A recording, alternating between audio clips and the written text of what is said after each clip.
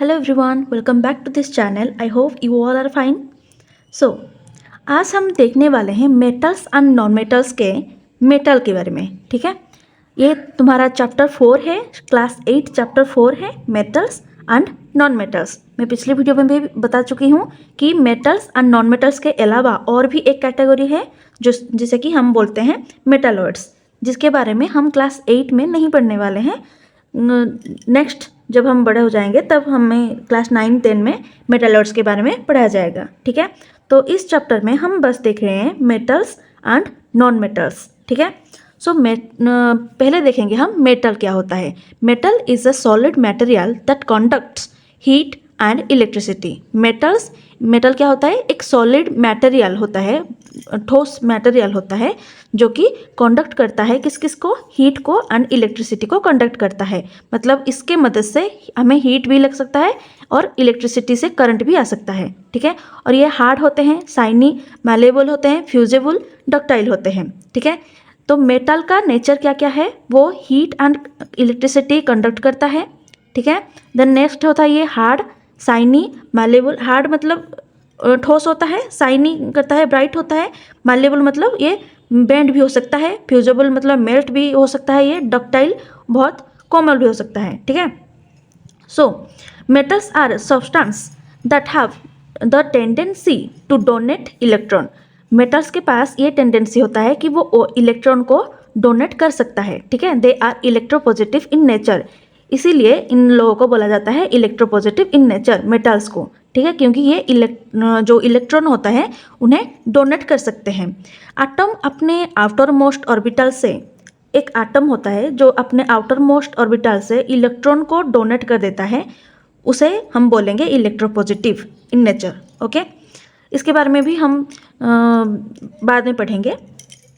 बस ये जान लो कि मेटल क्या क्या होता है और मेटल के नेचर क्या क्या है, ठीक है। देन मेटल के कुछ फिजिकल प्रॉपर्टीज भी हम आज पढ़ने वाले हैं। Metals can be hammered into thin sheets. अगर मेटल्स को हम पीट पीट के पतला सीट बनाना चाहेंगे तो बना सकते हैं, ठीक है। पहला पॉइंट ये है, metals can be hammered into thin sheets.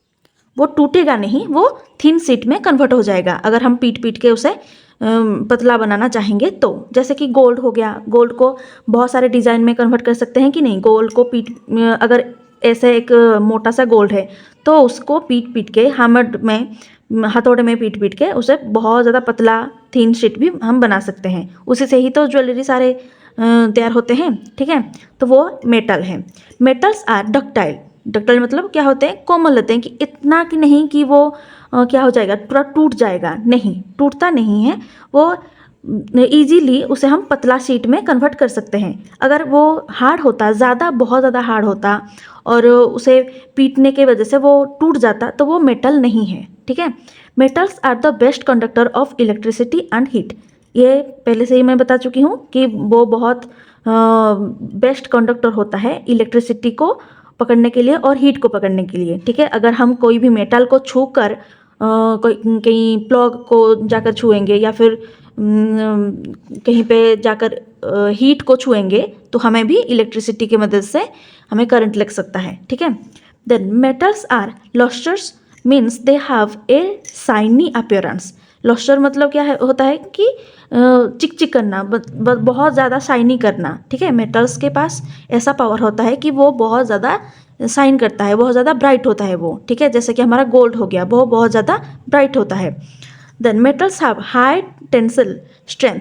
ये हाई टेंसिल स्ट्रेंथ मतलब क्या है? उसका जो तन्य शक्ति होता है वो बहुत ज़्यादा होता है।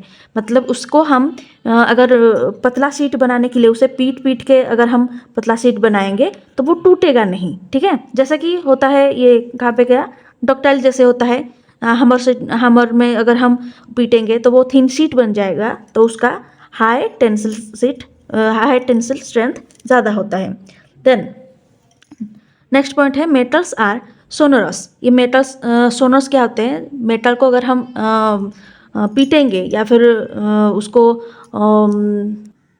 किसी और चीज़ से बजाएंगे तो उससे धातुई जो ध्वनि निकलता है, जो आवाज़ निकलता है, वो भी जैसे कि स्कूल में बेल, स्कूल के जो बेल की घंटी होती है, घंटी जो होती है वो जैसे बजती है, मेटल भी सारे वैसे ही आवाज़ करते हैं। ठीक है, मेटल के पास एक आवाज़ होता है जिसे धातुई ध्वनि भी कहा जाता है।